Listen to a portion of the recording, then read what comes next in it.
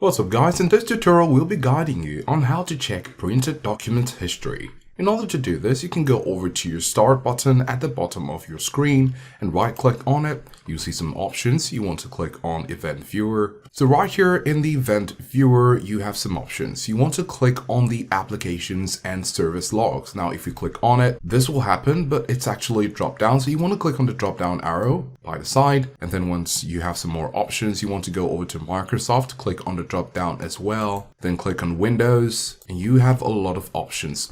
We're going to be scrolling down to look for print service, right? So we are in P, going to scroll to look for print service. So while we click on print service, we'll go to operational, right click on it, click on properties. And then here you want to make sure that you have enable logging checked on.